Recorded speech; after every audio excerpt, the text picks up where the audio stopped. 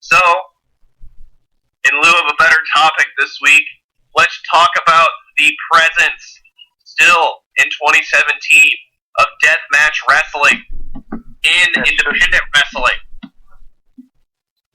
It should have died a very long time ago. How long are you talking about? Like, right after ECW closed. I mean, ECW should have been like the example set by others. Example for others. in regards to what, though? Like, what not to do in wrestling? Like, okay, I love ECW. Do not get me wrong. Right. But, hardcore wrestling is largely responsible for killing the business. Right. Why? How? Okay, go ahead. Think for a second, like 30, 40, 50 years ago, maybe even 20 or 30 years ago, as recent as that, there were the main goal of wrestling was to pretend to hurt each other while making the crowd believe they were really hurting each other. And now they go out there and they beat the shit out of each other and almost kill each other for real, and the crowd just thinks it's bullshit. The crowd thinks it's fake. And I'm just sitting here like, who are the real marks? Who are the bigger marks? The crowd that is willing to pay like $20, $30 to see guys tear each other holes in their foreheads with pieces of glass, or the assholes doing it for $20 and a jar of pain pills. Well, I get what you're saying. I totally do. However, unfortunately, I have a soft spot for deathmatch wrestling. Kind of pun intended. I don't know. One of my favorite matches ever, and this is going to sound so dumb, and nobody will probably, not many people will ever know of it unless you've really looked into wrestling, like, further than the big three, if you will, and it was an XPW match. It was XPW Go Funk Yourself. I remember this very vividly. It was at the LA Sports Arena in Los Angeles. And it was Supreme, who was the king of the death match at the time, against the Messiah, who was also wrestling, I don't know if concurrently at the time, with CZW, who was their world champion at the time. I don't know if it ran, parallel to each other, but that was one of my favorite matches of all time, and it happened to be for the King of the Deathmatch Championship. Now, deathmatch wrestling, I can see where, Shotgun, I see where your point is, where people right now are getting paid $20 to just $20 in a bottle of pain pills. I don't know if that's fact because I've never shared a locker room with deathmatch wrestlers, but I know that there's a passion behind it for whatever reason.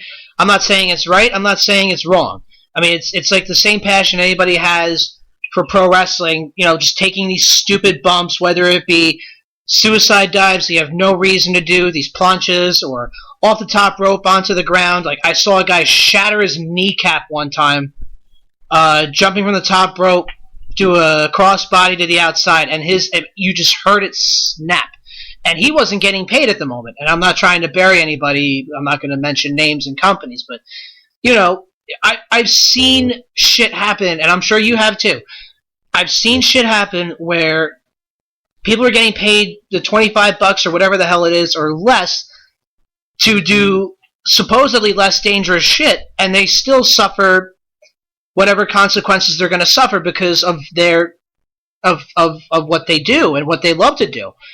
The deathmatch wrestlers are doing the same shit, but they're taking a hell of a lot more risk, and I'll give you that. They're taking a hell of a lot more risk for no reason. That's my point.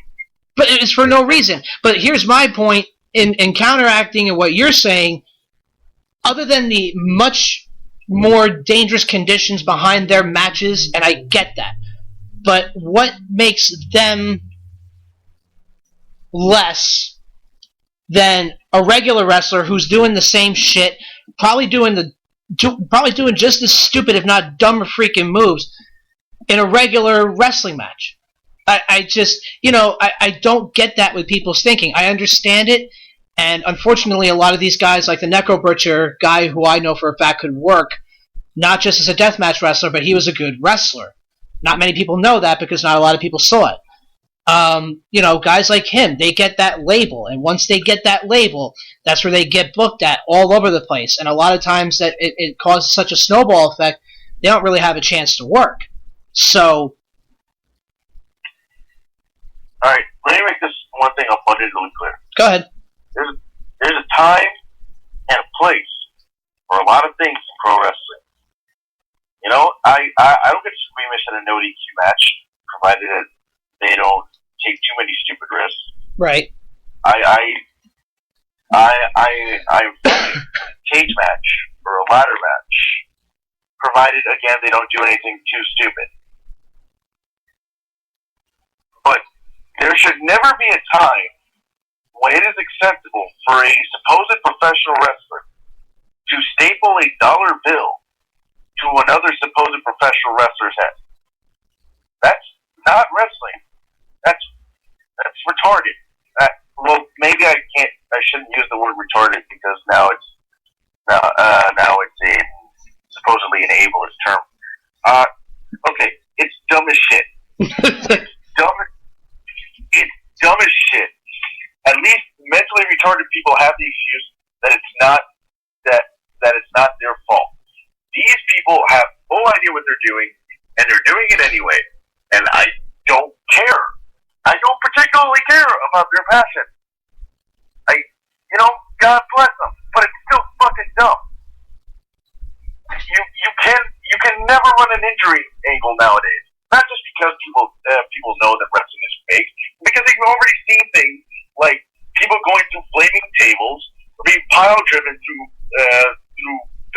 beds of nails, or being having dollar bills stapled to their fucking head. You kill the business to a point where the only way to get any crowd sympathy anymore in a death match is to almost literally kill somebody. This is what we come to, and it's dumb. It shouldn't have ever had to come to this. And you know who pays for it the most? The wrestlers themselves. Look at Mick Foley. Mick Foley is one of my all-time favorite wrestlers. And he was the king of the fucking death match. Yes. And now he can't even dress himself in the morning. He physically is not able to dress himself in the morning. He says it himself. Yes, but you also realize, too, that he probably wouldn't have gotten that far without taking so many risks, because he came in at such a time where, yes, he was a good worker, but he also looked the way he did, and he wasn't necessarily the second coming of Billy Robinson, if you know what I mean. Okay, but Mick is like the exception to the rule.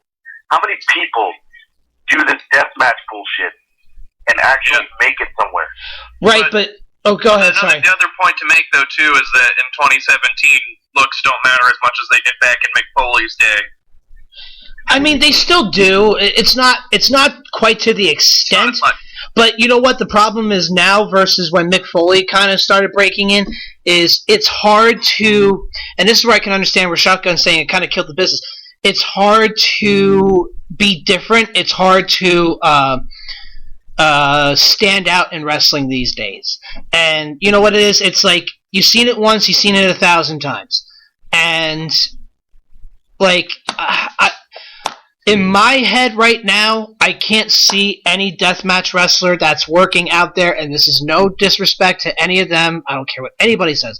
No disrespect to them, but I don't see them making it unless, oh God, like I don't know. Like even I think Mary Jane Dobson made it to NXT. I don't know if she's ever. I don't know if she's made her debut yet, but she would be wrestling in Queen of the Deathmatch. Actually just debuted this last week. I think she had a match against the Australians, Peyton Royce. She's now Sarah Logan. Is her name in NXT. You can also point to Dean Ambrose, who was quite a well-known deathmatch wrestler before he was in hell yeah! in CW. His matches with Brain Damage were crazy. These guys can't wrestle. It's just that they feel the need to do these things to get booked a lot of the times. But then you can take a guy like a Dean Ambrose or even a guy like a Drake Younger who moved to California and kind of cut back on the deathmatch wrestling and started doing PWG before it led to him getting hired by the WWE as a referee. It's not necessarily that these guys can't go and wrestle and learn that style. It's just that maybe they have an affinity for deathmatch wrestling like David does, and they want to do deathmatch wrestling. Or sometimes they feel it helps them get booked because they are versatile and they can do whatever so that they can get booked wherever they want and not be pigeonholed as one certain thing or another. Yeah, and his matches with Brain Damage back in CZW, I mean, good lord. I mean, that's when he was... I mean, this is where I understand it might be taking it a little too far. I mean, he had a fucking sawzall to his skull. You know, I was going to mention that. Yeah, so, I mean, I get, and I don't know if we lost Shotgun or not, but I get what he's saying. I truly do. In the sense of, it's stupid, in a way. But, again, some of my favorite memories in wrestling, unfortunately for, Shotgun's argument, is, like I said, one of my favorite matches, if not my favorite match of all time, is Supreme versus the Messiah, King of the Deathmatch Championship, XPW, Go Funk Yourself. Like, that will always forever live in my... And I'm surprised I didn't... Because I had it on VHS. And I'm surprised I didn't break the fucking thing because I rewound it and I played it so many times. I mean, that's how much I loved that match. And because of it, I would always watch Supreme matches. And he actually came over to New Jersey to wrestle for GCW recently, and I couldn't make it out for whatever stupid reason, and that was like probably my only chance to watch Supreme wrestle because he's getting up there in age. He got the shit kicked out of him deathmatch wrestling, and he doesn't come out this way often, and he's always out in California. But that being said, I could name you, God Christ, I mean, John Cronus, ECW Tag Team Champion, wrestling in their King of the Deathmatch tournaments, and Supreme versus Vic Grimes at Halloween in Hell or Halloween from Hell. I remember being in an outdoor arena. But then I can remember, the legendary battles of Terry Funk versus Mick Foley. John Moxley versus Brain Damage. And just the other night, it wasn't a death match, but it was Samoa Joe kicking the shit out of Necro Butcher. I get where he's saying that the strong style of wrestling and whatever it may be is killing the industry or has killed it and it died and should have died with ECW. I get it. But